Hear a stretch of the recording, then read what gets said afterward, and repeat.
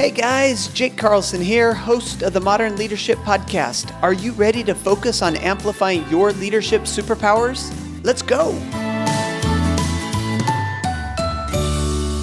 Good morning, my friends and fellow elite achievers. Welcome to Modern Leadership, the podcast where each week we sit down with authors, entrepreneurs, and leaders to explore their journey, diving into the ups, their downs, and ultimately the lessons they learned along the way. Our goal, of course, is to show that everything is figure-outable, and today's guest expert is Ethan Beute. Ethan is the Vice President of Marketing at BombBomb, an author of Rehumanize Your Business, How Personal Videos Accelerate Sales and Improve Customer Service. He has collected and told personal video stories in hundreds of blog posts, in dozens of webinars, podcasts, and stage presentations, and in countless conversations. Ethan, it is so great to have you with us today. How are you? I am fantastic. It's a privilege to be here. I really appreciate the invite. Well, this is going to be a fun topic, one that has been on my mind quite a bit. I do a lot of coaching with small business owners that are looking to build their online presence, build their brand, and I really want to talk about video. But before we do, give us a little background. Who is Ethan? Sure. I'm someone who enjoys fun, challenging, and interesting work. I've been here at BombBomb for nearly a decade in total and about 8 years full time. But prior to that, I ran marketing inside local television stations like your local NBC, ABC, Fox station in Grand Rapids, Michigan, where I grew up, in Chicago, and then out here in Colorado Springs. And so about a decade ago, I met the co-founders of this software company. And again, we make it really easy to record and send videos. And so I've really explored, I've learned, taught, and practiced a philosophy that we call relationships through video for many, many years now. And the book is kind of a celebration of all of that. Well, excellent. All right.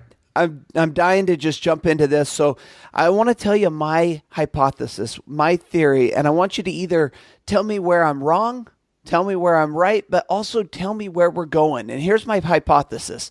Let's say 25 years ago, if you wanted to be a well-known brand, a person, an individual brand, you wrote a book. And then let's call it 20 years ago, that shift started to happen and it went to blogging. And then a few years after that, that shift started to shift to, let's call it podcasting. And now we're coming to this time, or actually what I would suggest is a number of years ago, we came through a time where video was really popular. And then there was this spring up of Instagram stories and Facebook stories and, of course, YouTube and all of that. And now here we are. It's 2019. Where are we going in the future? What is the future of video? And the reason I ask is because we've seen this transition, and I want to know what the next wave is going to be. That's really, really interesting. I think in general, video is obviously far easier to produce than ever before, and it's far easier to distribute than ever before. To your observation, every social network is adding native video features. So this idea of uploading to YouTube and sharing the YouTube link in Facebook is obviously the wrong way to do it. You want to upload that directly into Facebook natively because they'll distribute it farther, and you can push it with cache. It's more easily shareable, et cetera, et cetera. And so Instagram is adding video features. LinkedIn is adding video features. They just added LinkedIn Live recently, and that's still in beta. So you see some people have it and some people don't. So I think to your point, video will continue to have new and available opportunities for sharing, distribution, consumption, et cetera. Of course, it also means that we need to be more clear than ever about who we are, what we're about, what do we really want to be known for, what are we really curious about, where do we truly offer value or want to find value, so that we can be very thematic and clear and intentional about the type of stuff that we're sharing, so that we can build a sense of community around a specific idea, because there's so much noise out there. And I'll just offer here the type of video that I am particularly interested in and excited about is, again, something we call relationships through video. So this idea of light scripts, editing, even the walk around videos that, one of my current running ideas is that LinkedIn is a video on LinkedIn makes it a great place for people studying English as a second language, because it seems like every single video is just wrapped and covered in words, so you can kind of say along with these people. I put a lot of that into a bucket called marketing through video. And the distinction is not that simple, but let's take all of that stuff and put it on the side. Commonly considered video, I call marketing through video. What we talk about with relationships through video is the opportunity you have to take that plain typed out text, that faceless digital communication that you rely on every single day for some of your most important and most valuable messages, and instead rehumanize that by looking someone in the eye through the camera lens and being who you are, allowing yourself to be seen and heard. And if you're doing it in a truly one-to-one way, you're allowing them to know also that they have been seen and heard. And it's just a more simple, natural, conversational, casual style. So in summary, the opportunity for video is wide open, and it's a both and. I see it as a both and. One of the things that you just said, right, this one-to-one way, I have another hypothesis, and that is marketing has made this shift from the one-to-many, where we were really focused particularly on what we call advertising, where it was like commercials on television or commercials on radio or billboards, where it was one-to-many, and we hoped to get a whole bunch of eyeballs in the hopes that a few of those would come back and participate in our products, services, or whatever we're offering. As we've shifted, though, and because we've become more connected over greater distances, geographical connection, I think that we've gone more to this one-on-one, where people are less likely to be swayed by a commercial that's made for the masses or a billboard that's just thrown up for the masses. And now people are looking for that one-to-one connection, and marketing needs to shift. But the problem for most small businesses, and the reason that this conversation is so important, is that it's hard for small businesses to find the time to scale enough to have enough of these one-to-one conversations. And so how do we use video, or how do we use marketing to scale our one-to-one interactions? Great question and a great observation. It reminds me of a blog post I wrote probably 4 years ago now. Could be a little more, could be a little less, called The Shiny Authenticity Inversion. And it's exactly what you're talking about, this shine, this gloss, this polish, this effort. Again, when we think about video, if we're a small or medium-sized business, we look at video and we say, gosh, that sounds expensive and time-consuming. I don't know how to hire an agency. I don't have the budget to bring someone in-house. I can't do video because I think it needs to be shiny. And yet, the interesting thing is that, to your point, the authenticity is what people are looking for more than ever. As soon as a video opens with that big whooshy graphic and animation and music and sound and all of that, we put our guard up, just as when we're in a retail environment or on a car lot, let's say, and we feel out of the back of our heads, a salesperson beelining straight at us, our guard goes up a little bit and we're quote unquote just browsing, right? Like, I want to engage you on my terms. And so this trend toward a more authentic approach lowers the barrier for anyone who wants to participate in video. And in a lot of cases, the simpler, the better. I talk with hundreds and hundreds of people about the video that they do, both marketing through video and relationships through video. And I'll just kind of characterize an archetype here. It's I have thousands and thousands and thousands of dollars in video equipment, but the piece of equipment I would be least likely to give up is my iPhone. I produce all kinds of video. I put video in all the channels. I do video in a wide variety of ways. But the last thing I would give up is this simpler style of video, because it's what generates the most response no matter what channel I'm in. So for a small and medium-sized business, look at your touch points. If you are sending a newsletter, or if you have a welcome email, or you have a thank you for your order email, even some of these automated touches that a system that you might be using sends in order to let your customers know what's going on. If you're putting out special offers and promotions in social media or in, again, email, These are all opportunities. Video can go anywhere that you're doing plain typed out text. Again, I call this faceless digital communication. And some of it's okay. When I get a text message from my dentist or my barber that I have an appointment tomorrow at 3 p.m., that doesn't need to be this overdrawn message where, the barber gets in front of me and says, "Hey, Ethan, I'm really excited to see you tomorrow at 3." It's a highly transactional message, just a helpful reminder to decrease no-shows and kind of in service of me, the consumer.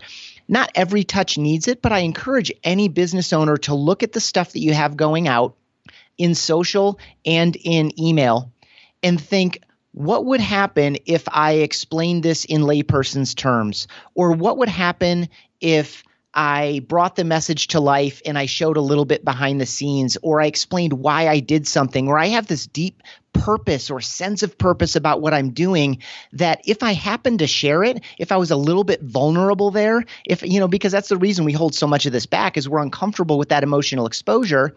If I give just a little bit more of that, how much more passionate would my best customers be, and how much would I arm them to be able to talk about what I do, why I do it, and how I do it, and why they choose me over all of my competitors? And so think about this opportunity to put a face with the name, to bring the message to life, to bring the business and the brand and the logo to life a little bit, and to be a little bit more honest and approachable. And the last thing I'll share here is, video is not comfortable for people just getting started, but you're going to produce this phenomenon that I call internet famous in your own sphere of influence. And this is not about being a Kardashian or something else. This is about being who you are and being comfortable in who you are and being much more approachable because of that. So there's a small shop here in downtown Colorado Springs. It's called Sparrowhawk Cookware. They do really high-end cookware. It's one of those fun stores to go into because they have all these cooking and kitchen gadgets that you would never imagine. And a while back, a friend of mine consulted them and said, "Hey, you should maybe light up an Instagram account." And so this isn't even video, by the way. This is just photos of the shop, but it's also photos of him and photos of the shop owner with his mom who is aging and he's caring for her, and all these small details. And when I walk into the shop, he recognizes me and my wife and my son, and he greets us by name, and I know more about him. And it's all happened simply by him being a little bit more open about what's going on and who he is, what's going on at the shop, and all of these things. And so imagine what happens when you bring that to life further with video, and I can hear you and I can truly feel you and understand a little bit more of who you are. You're more approachable. The conversations are warmer. I, as a consumer, have a greater psychological proximity to that shop owner and a greater emotional attachment to that shop simply by virtue of that exposure. And video just turns it up another level. And we talk about people doing business with those they know, like, and trust. And know and trust can be built in different ways. But this like factor is really enhanced by video. And I can see that happening in the small businesses. I'll share just a quick story that happened to me. I use a guest scheduling company for my podcast, Interview Valet. I do a lot of work with a couple of PR agencies that basically help bring the guests on this show. Ethan, you came through one of those. And Interview Valet, just like a week ago, posted a video on their LinkedIn, 2 minutes, no, not even 2 minutes, 35 seconds max, talking about the Modern Leadership Podcast. Now, I didn't promote it. I didn't pay it. I didn't even know about it. I just was scrolling through my feed. I was tagged on it, and they just jumped on and talked about my podcast. Now, am I going to do business with that company again in the future? Absolutely. I mean, they're a wonderful company. I would have anyway. But my like factor for them went through the roof by just seeing them talk authentically about me, my product, something that I put my passion into for the last 5 years. And so, but as you talked about that, the big idea that came to my mind, or the big thought that came to my mind, I wanted to ask you about this because I've been podcasting since 2014. And when I started podcasting, I came in at sort of the end of the first wave. And back then it was kind of the Wild West. It was pretty much anything you put up on the podcast, people would listen to it and people would forgive flubs and anything that was going on in the podcast. As we've gotten more popular, we've found that some of these well-produced shows have kind of taken over. If you go to the podcast feed, those that are at the top of the feed are your NPRs. They're your well-produced shows. Now I go to video and I ask you, right now you're talking about iPhones. You're talking about, kind of just opening up the curtain and being authentic and all that. Do you see a time, or do you see a pattern that as we move to the future, some of these well-produced videos are going to take back over, kind of in the same way that podcasting happened? I think there is something there potentially, but just going to the NPR example, and there are others. I know exactly what you're talking about. I've observed it as well. I think it's about the content and the host and the guests and the focus and the intention of the show and my level of interest in it. I really do think it's about who you're speaking to, why you're doing it, who you're producing it for.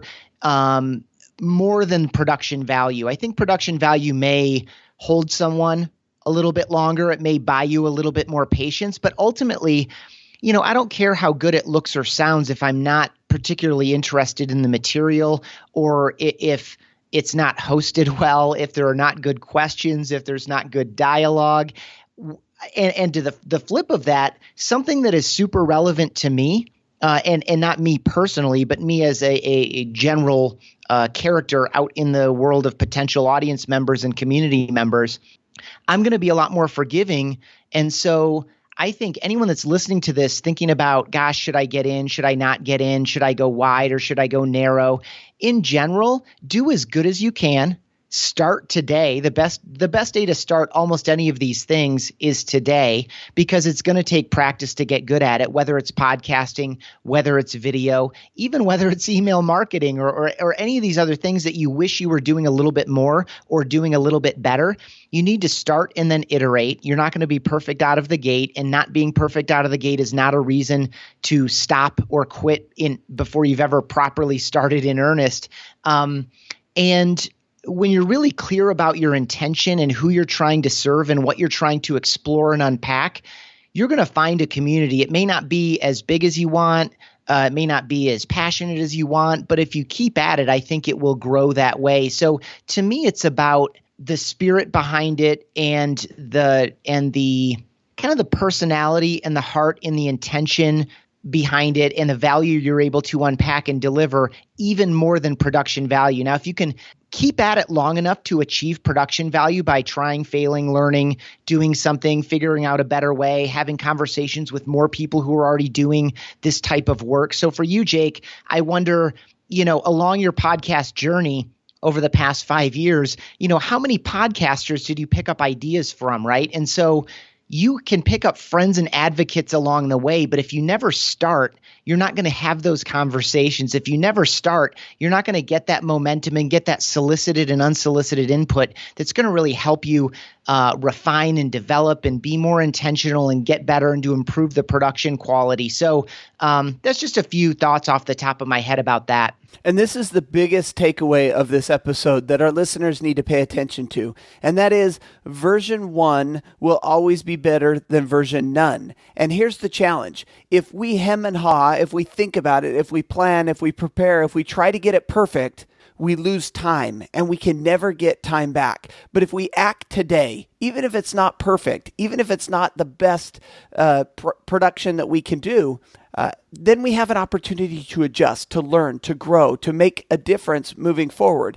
And then when we get 2 months down the road where person A, who's been trying to get all his ducks in a row and get it all right, is doing his first video, we are on our 400th video or on our 30th video or whatever it may be, and we're already improving. You're absolutely right, Ethan. When I started podcasting 5 years ago, I sat down at the table. It took me 3 hours to record the very first episode. I had the entire thing scripted out. I was reading it. It sounded robotic. I hated it. In fact, sometimes I go back just to laugh at myself and listen to that first episode. Now we come to the point where this comes naturally. It's fun. I enjoy it. I look forward to it. When I see interviews on my calendar, like today, I jump up, I get excited, I get going.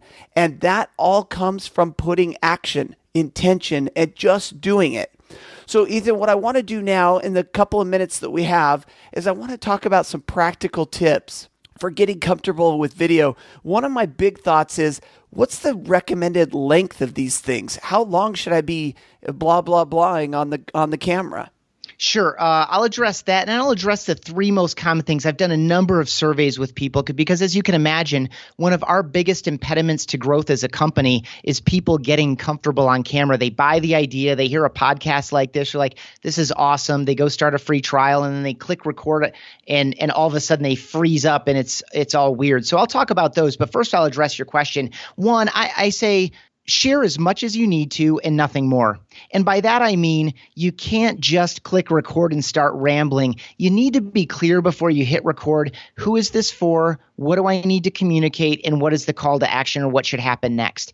And when you do that, the only time I ever re-record a video is when I record, say, a 2-minute video, and I know deep down, because I've done it at nearly 10,000 times, and I knew this thousands of recordings ago, that I could probably do that in about 1:20. And so I might stop and just be a little bit more concise. But in general, the rule of thumb that I've observed and found useful is there's an inverse relationship between the amount of segmenting and targeting and the duration of the video. So the more segmented and targeted the video is, for example, if it's just for one person. So Jake, if you sent me an email and had a question about the book or about BombBomb or something, I could reply to you and give you 5 reasons and 3 tips. And I could do that in 6 or 7 minutes, but because it's specific to the question that you asked me, I can get away with that. However, if I'm sending we send a newsletter twice a month to about 100 or 110,000 people, we probably wouldn't put a 7-minute video in that email. We would probably do something closer to 30, 60, 90 seconds. And so in general, I don't super worry about the duration of the video. I just try to make sure that I don't have too much fat or fluff or fill in there, that I'm very clear and specific about what I need to communicate and what should happen next. And I get to that as quickly as possible. And in a scenario where I am super targeted, I give it more patience, because this level of service, by the way, you're going to save a mountain of time by responding to customer inquiries by simply talking into the camera than you are typing all of it out, or worse, sharing a bunch of links from a support site or something that gives them a homework assignment. Just look them in the eye and empathize with them and answer their question. It's super effective. So the 3 reasons people are going to hold up and not make this a habit. One is, I don't like the way I look or sound.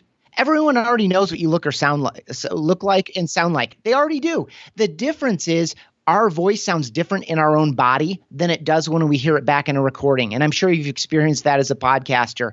And we're much more harsh and judgmental about our physical appearance. Again, because there's some emotional exposure and risk there. It's natural for humans to fear rejection and shame and judgment, but no one's judging you based on your appearance. If I can see you and hear you and you're basically well kept, right? Like the same thing you would do on your way out the door in the morning before you go visit a couple customers or clients, you're going to look in the mirror and touch yourself up a little bit, and then you're off and running and you're out of your own head and you're just doing it.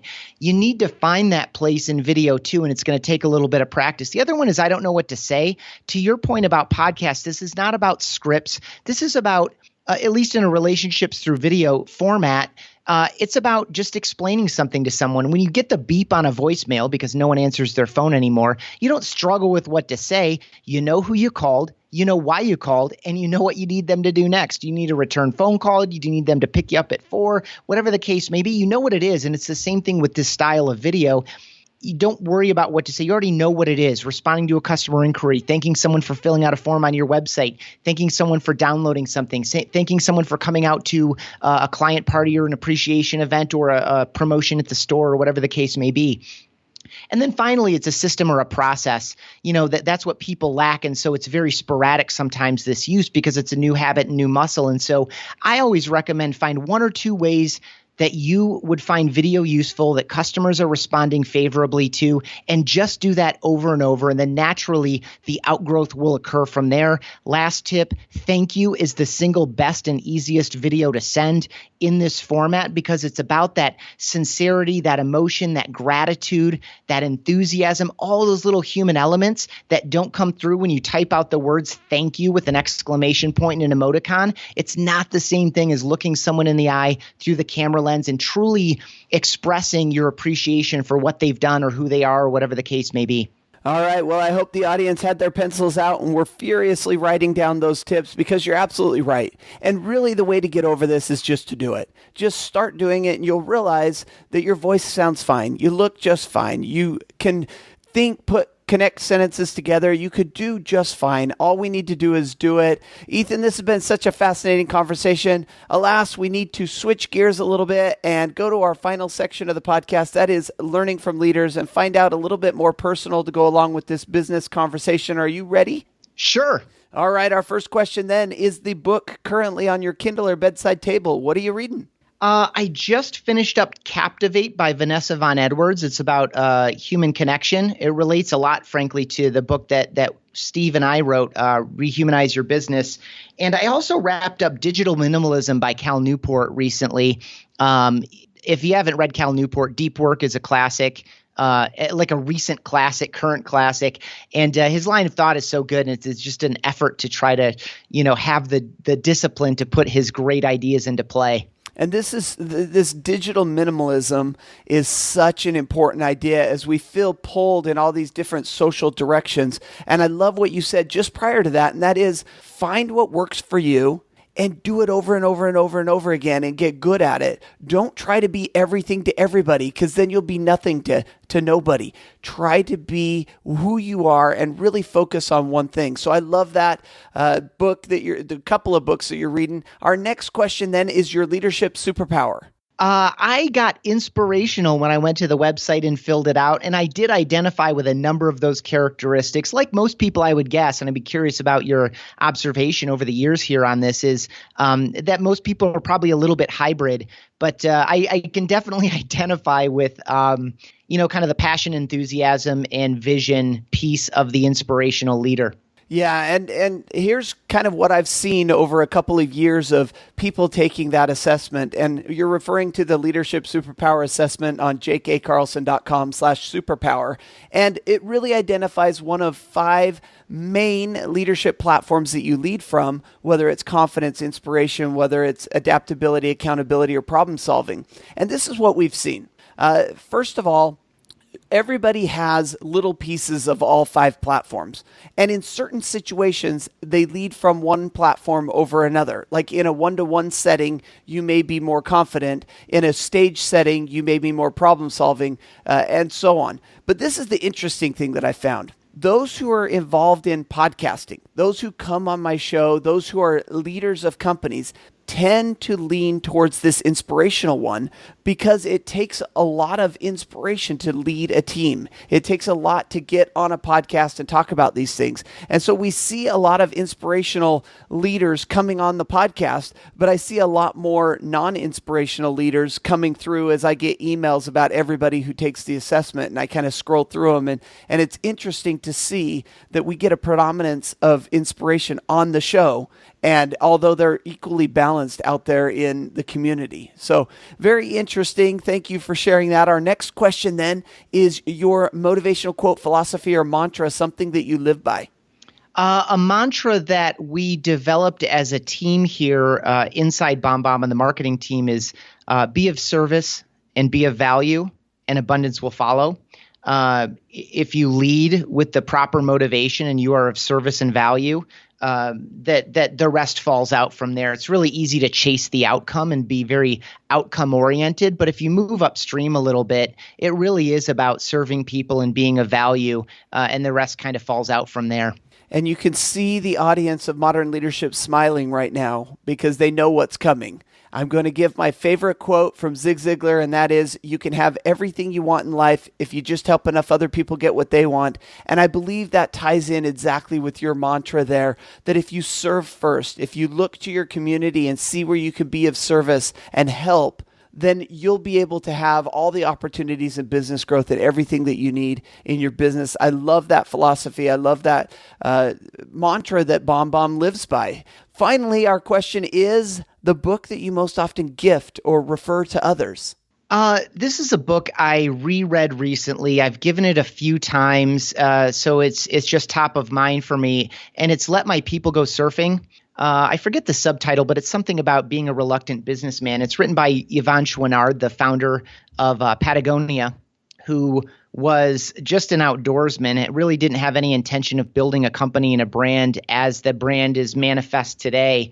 So it's a really interesting history, as well as he goes through a number of principles, like basic principles that are, even though it was, I forget when it was originally written, but, a couple decades back.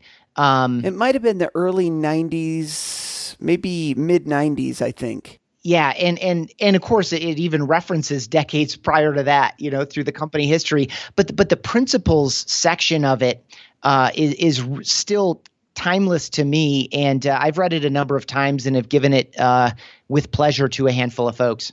Yeah, and I'm with you on that one. I absolutely love the book. I'm a rock climber, and so when I had the opportunity to take, to read that, I loved it. I love the company, and so what a terrific recommendation. Ethan, this has been a fun conversation, a valuable conversation, one that has got me thinking, boy, Jake, you missed a tremendous opportunity. You've got a video guy on the phone here, and we should have done this video. We should have recorded video and then I could have posted it. But alas, I'll have to readjust moving forward and learn from this episode like many of the listeners. Thank you for coming on. Before we let you go, is there any last bit of advice? And then tell us, how can we find out more about BombBomb and pick up a copy of your book? Sure. Thank you for that. And like we said earlier, this is an iterative process. That'll be your takeaway, and maybe you'll start doing more video-based interviews. My tip is, you're going to click send. You're going to click send several times today or tomorrow or the day after. And each time you click send, ask yourself, would this be better if I said it in person? And in so many cases, the answer is going to be yes. It's going to be someone who's never met you, but they can feel like they know you before they ever meet you. Or there's going to be some likelihood of misunderstanding or misconstruing your intention or meaning or tone, these kinds of things. And in some cases, it's going to be a 4-paragraph email that you could have just said in a 60-second video and saved yourself a lot of time and trouble and been much more clear with the person on the other side. So when you click send, think, would this be better if I said it in person? And then thank you for the opportunity for people to follow up. My name is Ethan Beute. It's Ethan. Last name is Beute, Beute. You can find me on any of the social networks by first and last name, or you can email me directly, Ethan, Ethan, at BombBomb.com. We're called BombBomb. It's just the word bomb twice, BombBomb.com, and we're that on all the social networks. And the book is called Rehumanize Your Business. It's available everywhere, including Amazon, IndieBound, Barnes & Noble, etc. So you can find it easily online. If you want to learn more about the book itself, we put that up at BombBomb.com/book. You can learn a little bit more about what's going on in there, more than you'll find on any of the purchase pages. Very cool. And we're going to link all that up on the show notes so they have one stop to go and get everything, including the quotes in the book and all of that. Ethan, it's been a tremendous experience walking through this video idea with you. It's something that I definitely need to adjust and do more of. I believe what you're saying, that this is the future. There is a wave right now, and I need to get on it and be a part of it. A little surfing reference for our Yvonne book there. But thank you for coming on the show and being this week's Modern Leadership guest expert. Thanks so much, Jake. I really appreciate it. I love what you're doing. I love how you're doing it. And I love how you're leading your life. Continued success to you.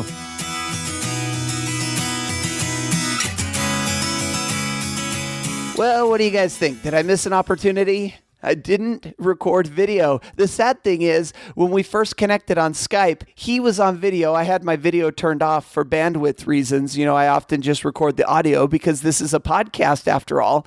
And so I could see that he had video technology. Of course, I have video technology. We could have recorded this video, but we didn't. Is that an opportunity missed? Maybe not. But what it is a learning opportunity. It's an opportunity for me to sit back and think, okay, what is going to be the future of modern leadership? Is this something that I need to get involved in? And you, as a business owner, you as a leader need to think similarly. You always need to be looking at the ideas that we talk about.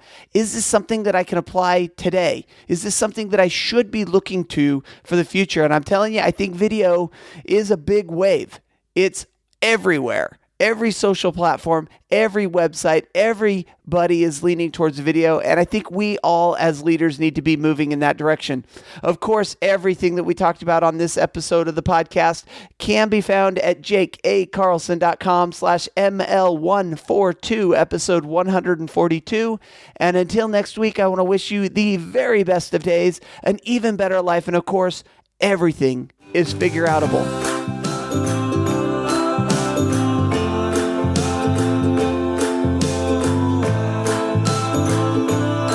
Thanks for listening to the Modern Leadership Podcast. You can find me on Facebook at Speaker Jake, on Twitter at Jake A. Carlson, and of course the website, jakeacarlson.com. See you there.